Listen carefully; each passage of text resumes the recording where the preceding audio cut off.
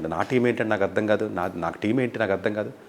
నా నాలెడ్జ్కి 1%కి కూడా నాకు నా నా నా నా నా నా నా ఇప్పుడు నా చిటికిన వేలికల్లో ఒక ఒక ఒక వెంటుక సాము నాలెడ్జ్ ఉన్నవాడు ఎవడన్నా ఉన్నాడా? అది అది అది పొగరతో కాన్ఫిడెంట్గా చెప్తున్నాను కదా. టీం ఏంటి నాకు అర్థం కాదు. దేనికి టీం అండి నాకు అర్థం కాదు. టీమా? పని చేశారా కలిసి? ఏంటంటే పని చేయడం కలిసేయడం? దరిదాపుల్లో ఎవడన్నా ఉంటాడా? నేను చెప్పి కంటెంట్కి సంబంధించి లేకపోతే నాకున్న కాన్ఫిడెన్స్ సంబంధించి నాకున్న క్వాలిఫికేషన్ సంబంధించి టీం ఏంటంటే అంటే పబ్లిక్ అలాగే మోసపోతారు సార్. మీరు ఎప్పుడు చెప్తారు కదా పేరెంట్స్ అమాయకులు బరువు ఉండదని అలా మోసపోతూనే ఉంటారు కదా. సో అందువల్ల అలా మోసపోతారు ఉంటుంది సార్. మేము కూడా బతకాలి కదా అని పబ్లిక్గా చెప్తున్నారండి వాళ్ళు. మోసపోతారు వాళ్ళు అంతే. ఎందుకంటే మా పాత వీడియోలు ఉంటాయి కాబట్టి పాత వీడియోల ద్వారా మమ్మల్ని అప్రోచ్ అవుతారు. మీ కొత్త వీడియోలు చూడరు కదా, ఈ నెంబర్ వాళ్ళకి తెలియదు కదా.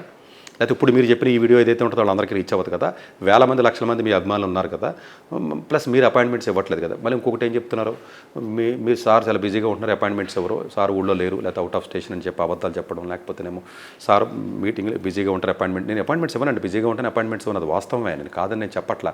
బట్ నేను ఇవ్వట్లేదు కదా సార్, మా దగ్గర రండి అని చెప్పేసి అలా అబద్ధాలు చెప్పి తీసుకోవడం, నేను ఇవ్వట్లేదు కదా అని చెప్పేసి వేరే వాళ్ళకి ఫోన్ చేసి సార్ వెళ్తున్నారు సార్, పేరెంట్స్ తప్పు కదా, మమ్మల్ని ఏం చేయమంటారు, పేరెంట్స్ వచ్చారు కదా మమ్మల్ని ఏం చేయమంటారు, పేరెంట్స్కి బ్రెయిన్ ఉండదని మీరే చెప్తున్నారు కదా, దానికి నేను మేము బాధ్యత వహించేది ఏంటి, నా తప్పు కాదు కదా అన్నారు. సతీష్ గారు కావాలని అడిగినప్పుడు సతీష్ గారు లేరండి ఆయన మా దగ్గర మానేశారు అని చెప్తే పర్లేదు. లేదంటే బ్యాడ్గా మీకు ఏదైనా బ్యాడ్గా నా గురించి చెప్పేసారని కూడా గొడవ లేదు. బ్యాడ్గా చెప్పట్లేదు. బ్యాడ్గా చెప్తే మళ్ళీ సతీష్ గారు టీం అని చెప్పలేరు కదా, అందుకు బ్యాడ్గా చెప్పట్లేదు. బ్యాడ్గా చెప్పాను, లేకపోతే ఆయన మోసగాడనో లేదా మంచోడు కాదనో లేదా ఆయన కరెక్ట్ కాదనో ఏదో నాలుగు మాటలని చెప్పాను బ్యాడ్గా. నేను అదే చెప్పాను, బ్యాడ్గా చెప్పాను రా బాబు, మీకు కోపం ఉంటున్నా మీద అని చెప్పాను నేను.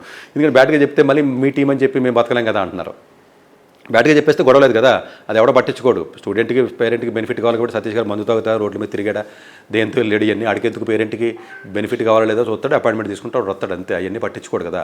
లేదు సార్ బ్యాడ్గా చెప్తే మళ్ళీ మీ టీం అని మేము చెప్పలేం కదా, మిమ్మల్ని మంచిగానే చెప్తూ మీ టీం అని చెప్తూ ఈ ఎన్నో మాకు ఒక 1000-2000 వీడియోస్ ఉన్నాయి కాబట్టి అవే చూస్తారు కాబట్టి, ఇప్పుడు మీరు చేసిన వీడియోలు ఇవన్నీ ఎవడో చూడరు కాబట్టి, చూసిన వాళ్ళు ఎలాగా అది డిఫరెంట్ చూడరు కాబట్టి, ఇది ఒక 4 ఏళ్ళు 5 ఏళ్ళు మేము ఎలాగ బతుకుతాము, లేకపోతే మేము మీ మీద బతుకుతాము అని చెప్పి పబ్లిక్గానే చెప్తున్నారండి. బట్ నాకు నేను అడిగాను, రిక్వెస్ట్ చేశానండి, ఓనర్స్ని రిక్వెస్ట్ చేశానండి, చేసినా కూడా పోలీస్ కంప్లైంట్ పెట్టుకోండి అని అన్నారట. నేను అడిగాను, మా తెలిసిన ఫ్రెండ్ ఉంటే రాజేష్ అయితే అడిగిచ్చాను.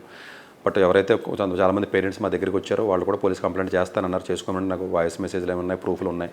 ఎవరైనా అడిగితే కూడా నేను చెప్తాను, నా దగ్గర పేరెంట్ నెంబర్స్ ఉన్నాయి.